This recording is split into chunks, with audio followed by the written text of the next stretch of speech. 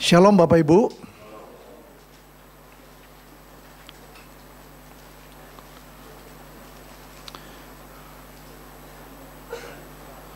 Hari ini kita akan belajar tentang 1 Korintus 2 ayat 9. Saudara, banyak orang berpikir ini ayat yang biasa dibaca.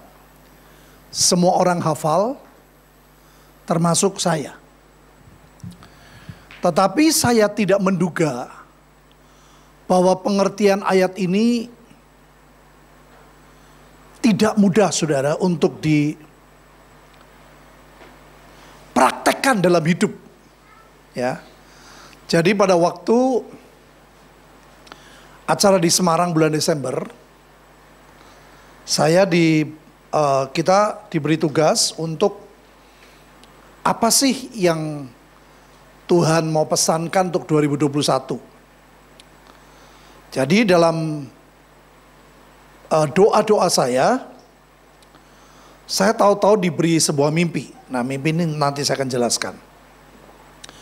Dalam mimpi itu saya menangkap sebuah pengertian bahwa tahun 2021 ini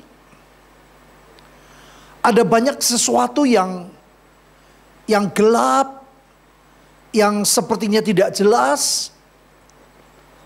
Ya, Bapak Ibu bisa lihat contoh. Dulu saya pernah katakan bahwa Yesaya 60 itu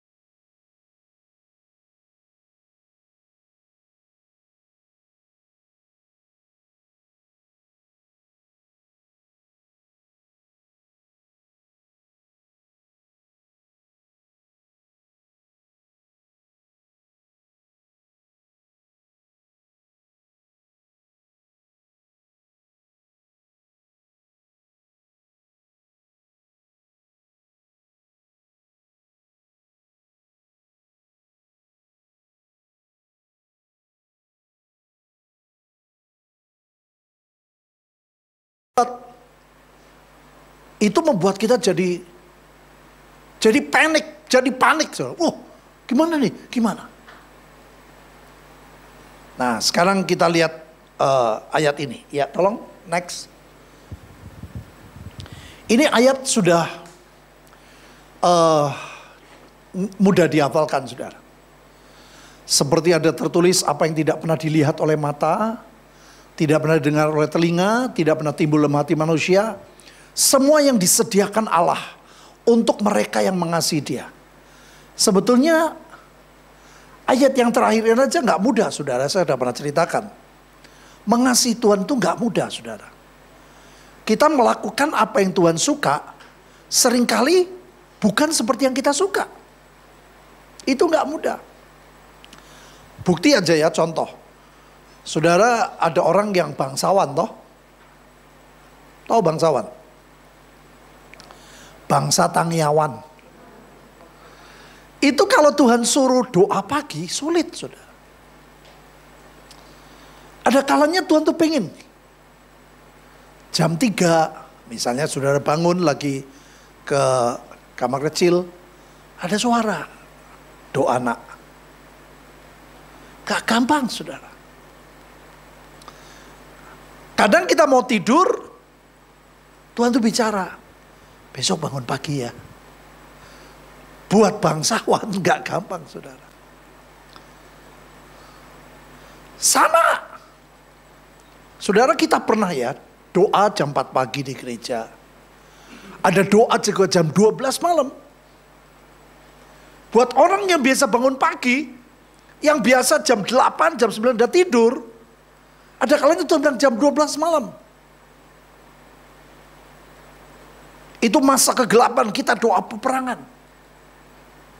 Gak gampang buat orang yang, kemarin saya ikut yang 24 jam, saudara. Kami sudah ikut dari pagi ya sampai siang. Malamnya nambah. Jam 12 malam sampai jam 3. Waduh, saudara, saya pulang tuh gini, saudara. Kayak wong mabok, saudara. Kenapa? Karena gak biasa jam segitu. Jam 12, jam 1. Begitu jam 1 masih oke. Jam 1 naik, mulai jam 2. Waduh, mulai. Saya bilang, ayo nyanyi. Nyanyinya gantilah. Jangan yang lingkupiku terus. Lingkupi turu ya aku. Ya, nyanyi bahasa Jawa. Wah, mulai bahasa Jawa, saudara. Bahasa Ibrani deh. Ya. Gandul, Gusti, gandul. Wah, aku mulai ya itu, saudara, sadar. Gak gampang. Ya. Saya pernah cerita, saudara, cincin nikah saya Tuhan bilang, berikan. Saya bilang sama Bu Linda, ini bukan suara Tuhan nih. Saya ngomong loh. Karena apa? Kita sudah kasih semua. Itu awal pembangunan gereja itu nggak mudah, saudara. Semua orang hanya ngomong tapi tidak mau melakukan. Makanya nggak gampang. Tahu-tahu ada hamba Tuhan datang. Tuhan bilang, di kita ngomong apa-apa loh. Dia bilang, persembahkan yang terbaik. Saya tahu dia persembahkan warisan Ibu Linda dari orang tuanya, juga apa yang saya punya, cincin ini itu dan sebagainya. Buat saya sudah, saudara, saya pikir satu kali tahu Tuhan bilang, Bu Linda bilang, yang Tuhan suruh katanya, cincin emas, cincin nikah kita berikan. Ngawur, saya bilang itu. Saya bilang gitu, saudara. Itu sesuatu yang tidak pernah saya dengar. Lah, kita nikah kan, cincin nikah itu penting sekali. Malamnya saya diberi mimpi langsung, saudara. Tolong, memang aku minta. Waduh, saya nangis, saudara. Dan saya kasih.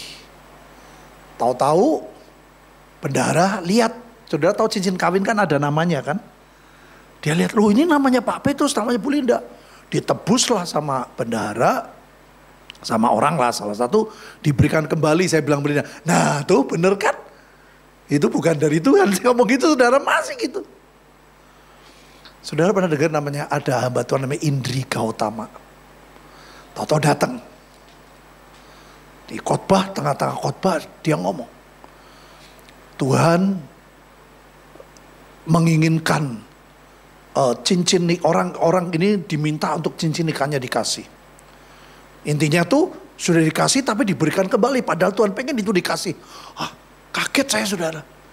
Kita kan nggak kenal, dia nggak tahu. Waduh, saudara, maka dari itu banyak orang tidak tahu perjalanan hidup saya, saudara. Itu menyakitkan sekali. Saudara pernah dengar saya pernah tidak punya mobil 5 tahun. Terus orang kasih duit untuk saya beli mobil. Zaman itu gede loh, 120 juta tuh zaman itu gede. Saya mau beli mobil bukan yang mahal, saya mau perpuluhan dulu. Saya beli mobil waktu itu kalau nggak salah ada Isuzu Panther, iklannya wus gitu loh waktu itu. Itu 90 jutaan. Jadi itu second loh, tapi masih baru. Mau punya mobil saja diambil, saudara. Saya mesti bilang, Tuhan guyonanmu ora mutu. Saya ngomong gitu, saudara. Jadi sesuatu yang tidak pernah saya lihat, saya dengar. Saya sudah dilatih, saudara. Maka dari itu Tuhan ngomong. Saya khotbah itu di Semarang. Khotbahnya mantep banget. Malamnya saya diberi mimpi, Tuhan bilang, tidak mudah nak, yang kamu khotbahkan tuh gampang. Prakteknya tidak mudah. Sekarang kita lihat belajar ya. Supaya karena kekristenan itu kehidupan tiap-tiap hari, saudara. Bukan cuma di gereja, bukan di persekutuan, tapi kehidupan tiap hari prakteknya itu nggak mudah. Next. Ya, ini dalam bahasa Inggris bagus sekali. Artinya sama, ya mirip, tapi yang ketiga yang saya lihat, saudara. Has not entered into the heart of man. Di dalam bahasa Yunaninya, yang belum pernah kamu izinkan masuk di hatimu. Jadi artinya 4. Yang tidak pernah dilihat mata, tidak pernah didengar telinga, tidak pernah timbul, itu masih oke. Tapi yang keempat berat, tidak pernah diizinkan. Ya, tadi saya di rumah seseorang, saya bilang kasih kertas putih. Kalau memang Tuhan pengen kita tempat ini buat bisnis A, ya sudah ikuti aja. Jangan, wah kalau ini enggak mau, jangan, saudara. Karena 2021 cara Tuhan memberkati seperti itu. Cara Tuhan menyatakan keajaibannya seperti itu. Yang saudara nggak biasa dengar, yang kita nggak biasa lihat. Ya, saya akan buktikan. Next.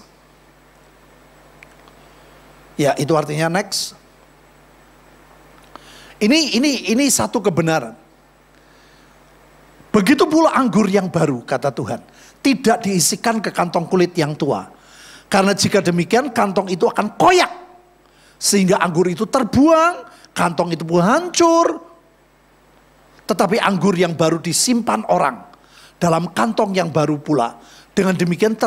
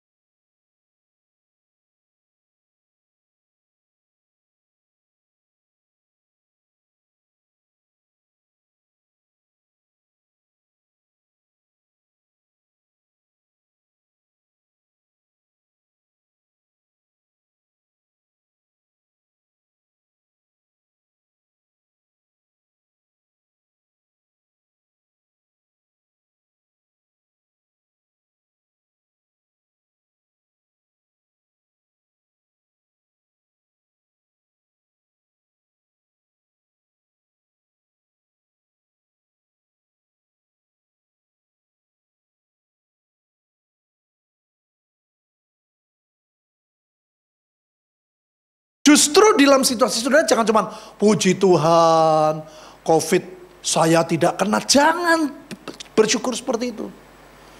Saudara bersyukur di masa COVID ini tidak kena nomor satu, tapi kita berbuat apa? Makanya nanti tahun 23 saya kumpulin orang-orang dekat saya mau ngucap syukur. Anugerah Tuhan ajaib. 12 tahun yang lalu saya diberi mimpi, saudara. Tuhan bilang, setan menuntut umurmu tidak lebih dari 58. Saya telepon ke adik saya di Selawi. Saya bilang, papi meninggal umur berapa? 58. Oh, kaget saya. Tapi itu 12 tahun yang lalu. Dan di situ Tuhan ajari, putus kutuk. Kutuk-kutuk harus diputus. Dan itu sebabnya saya alami mujizat. Saudara, Tuhan tidak punya, Tuhan tidak kurang cara untuk menolong saudara. Saya mau dipotong, dan dalam mimpi itu Tuhan gak ngomong caranya gini, tidak. Jadi saya dengan perang, dengan putusin kutuk. Ternyata jantung saya itu punya kelainan. Saya dijelaskan sama dokter, sama profesor di Singapura. Ini loh, dia bilang, ini tuh harusnya jalur ini besar. Tapi dia bilang, kamu tuh kecil. Nah, jalur ini, dia bilang apa dia? Ini harusnya kecil, nggak usah berusaha. Tapi ini besar. Ada kelainan genetik. Tapi karena saya putusin kutuk, maka Tuhan punya banyak cara untuk menolong kita. Saudara, saya kaget loh. Saya cek. Kapan sih itu kejadian? 14 Oktober 2019 itu saya DSA di Dr. Terawan. 22 Oktober saya di Singapura. Itu 2019. Umur saya 58. Jadi hampir tidak melewati. Saya ulang tahun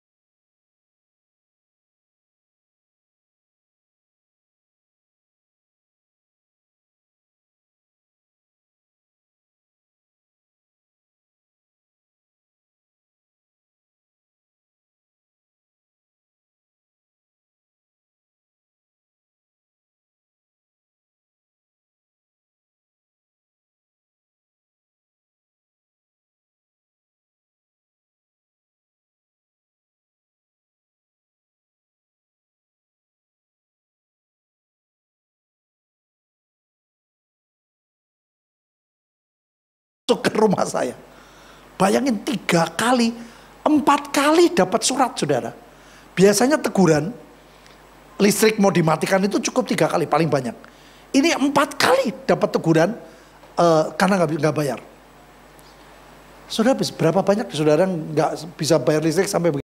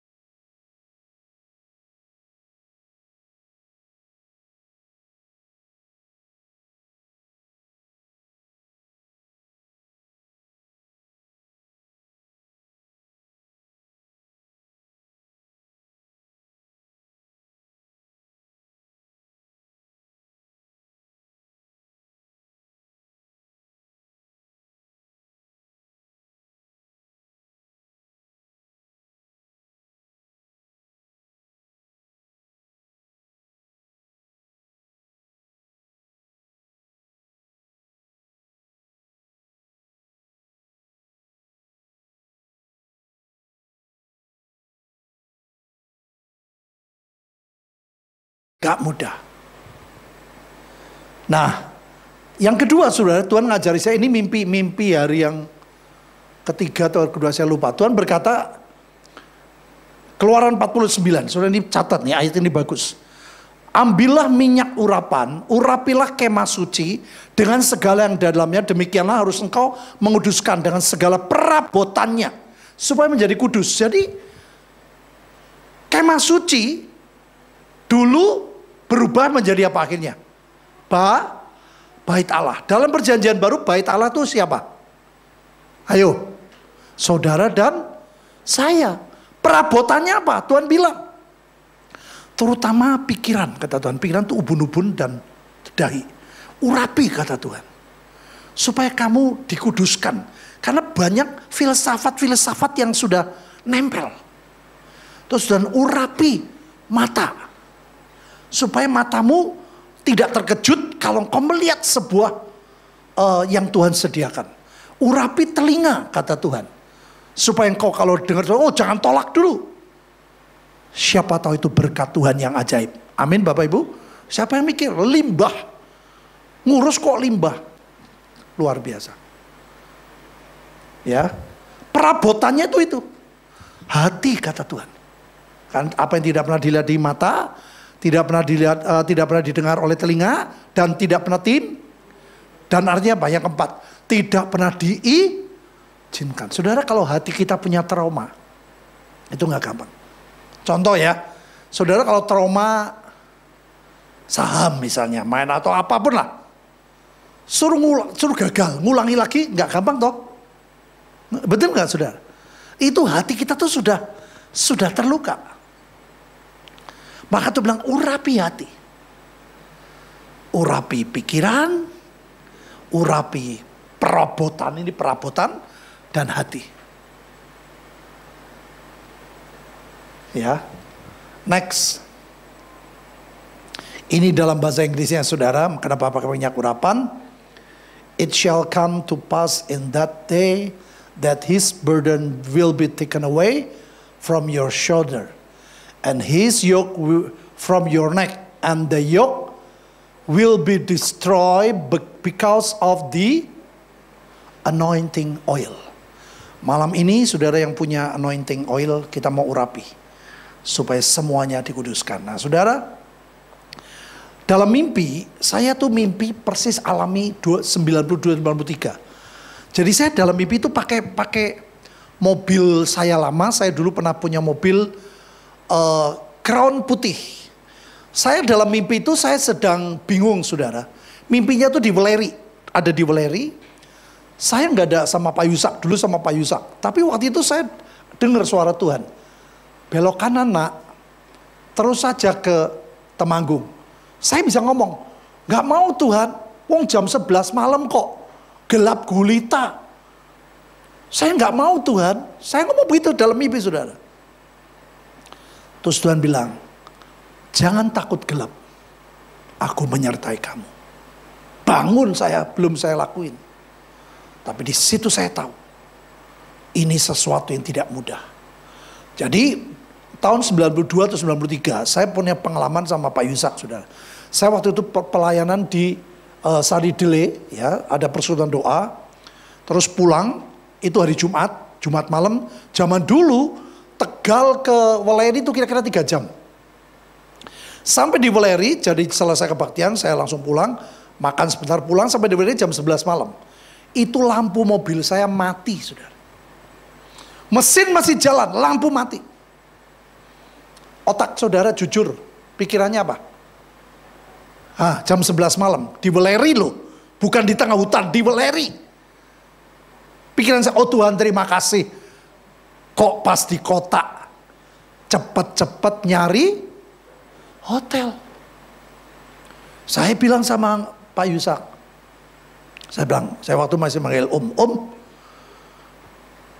Kita nyari hotel ya. Saudara logikanya ya, ini yang wajarnya. Berkatakan, yuk cari hotel mana? Kan begitu saudara. Dia ngomongnya apa? Ojo golek hotel. Takon Tuhan terus geblas Temanggung, opo nginep, opo ngeblas Semarang, golek hotel yang Semarang. Saya bilang, wah kalau Semarang mesti mending saudara. Tapi itu gelap loh, bahaya banget. Belum ada tol tahun 92. Dan jalan belum selebar sekarang. Itu kalau naik mobil, banyak dan saya tanpa lampu, itu kecelakaan tuh besar banget. Jadi saya jawab, wah om sorry. Nah ini aku reso terima. Saya ngomong sudah, saya tidak bisa terima. Saya berdebat.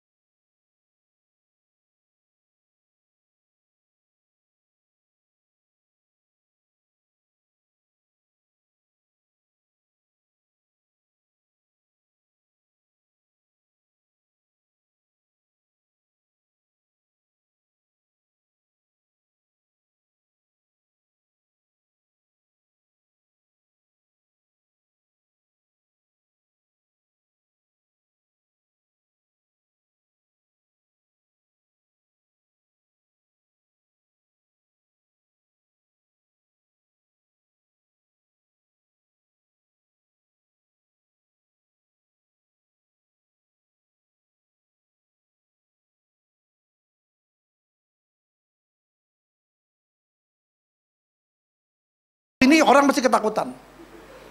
Karena saya tidak mau jauh, mepet saudara. Itu kan tikungan tuh. Dipepet terus, orangnya curiga. Di desa mana masuk. Tak tunggu orang metu-metu. Wah, keweden dia mesti dikira rampok dari mana, mobilku putih lagi. Saya bilang, piye om, mana Tuhan om, mana Tuhan, bayangin sudah. Saya kayak gitu loh. Saudara, dia bilang, yoi sembayang, ngucap syukur, dia bilang itu. Ngucap syukur gimana kayak gini ngucap syukur. Ini tengah hutan, orang iso turu, orang apa, ngucap syukur, saya bilang gitu sudah. Terus dia tahu diam doa. Saudara, saya lihat mujizat. Seperti kemarin di Surabaya. Itu bukan bulan purnama loh. Tidak ada bulan. Saudara bisa bayangin waktu di Welewi terang aja saya nggak bisa lihat. Saudara bisa mendadak ya. Kayak ada sinar yang keluar saudara. Tuhan yang punya bulan. Saudara baca di Yesaya 60 bahwa apa dikatakan? Matahari tidak menjadi penerang. Mazmur ya, Mazmur. Bukan jadi penerang. Saudara, saya bisa lihat sendiri tuh. Sinar itu keluar. Sehingga mata saya bisa lihat marka jalan. Itu loh, tengah-tengah. Jalannya masih sempit, jadi masih kelihatan. Dia bilang, Toto, Pet, kowe ketok ra? Yo, ketok Jalan nih Pet. Wah ya mau remeng-remeng. Dia lihat remeng-remeng, tapi saya bisa lihat lebih jelas. Karena mata saya lebih muda sudah. Dia bilang, coba jalan Pet. Nanti kamu lihat Tuhan ajaib. Waduh saudara. Saya nyetir pelan-pelan saudara. Itu saya hanya lihat marka jalan. Setelah sampai di Temanggung, ketemu istri saya segala, baru Tuhan bilang, kamu lihat. Firman itu pelita buat kaki. Saudara tahu kalau orang imam itu pakai pelita tuh taruhnya di kaki. Satu langkah kelihatan sejengkal, langkah kiri ada lampu lagi kelihatan. Jadi satu langkah. Seringkali jalan Tuhan itu seperti itu. Kita pengennya semua terang, dak. Satu langkah demi satu langkah. Dan saudara tahu, mulai naik mau masuk Sukorejo, itu jalannya kelihatan sana tinggi. Itu dari sana ada mobil saudara berhadapan-hadapan dengan saya. Dia lihat, dia punya lampu, saya kan nggak ada. Dia lihat dari jauh, tap. Dia kasih lampu terus. Ini mobil siluman atau siapa nih, dari bawah alon-alon nggak ada lampunya. Begitu lewat saudara, dia pol itu nggak orang mandek-mandek. Dia mau ngecek ini setan apa bukan. Saya jalan saudara. Itu luar biasa. Sampai di rumah saudara. Itu perjalanan saya mungkin lama tuh 2 jam, 2,5 jam lah. Biasanya zaman dulu 1 jam saya nyampe ngebut. Itu 2 jam, 2,5 jam karena pelan-pelan sekali. Begitu mobil saya sampai rumah kontrakan, saya naik, cet, mati mesinnya sudah. Terus Pak Ishak bilang, asik toh Pet. Asik sih asik. Tapi yang namanya ngeri-ngeri, tapi sedap saudara. Saya bilang, wah Tuhan luar biasa. Dari situ saudara, hidup saya berubah. Dari peristiwa itu, cara berpikir saya berubah. Saya selalu belajar tanya Tuhan. Saya selalu belajar hadapkan ke Tuhan. Walaupun tidak lulus ya, tapi lolos saja. Tuhan aku gak suka, tapi saya hadapkan lagi. Tuhan aku gak cocok, tapi aku hadapkan. Dan itu yang membuat hidup kami mengalami keajaiban demi keajaiban. Saya berdoa buat saudara. Jangan takut 2021. Kelihatan gelap, kelihatan tidak jelas. Tapi Tuhan adalah penerang buat hidupmu. Baca Alkitabmu lebih banyak. Doamu lebih banyak. Deklarasimu lebih kuat. Percayalah, Tuhan tidak pernah terlambat. Amin. Mari bangkit berdiri.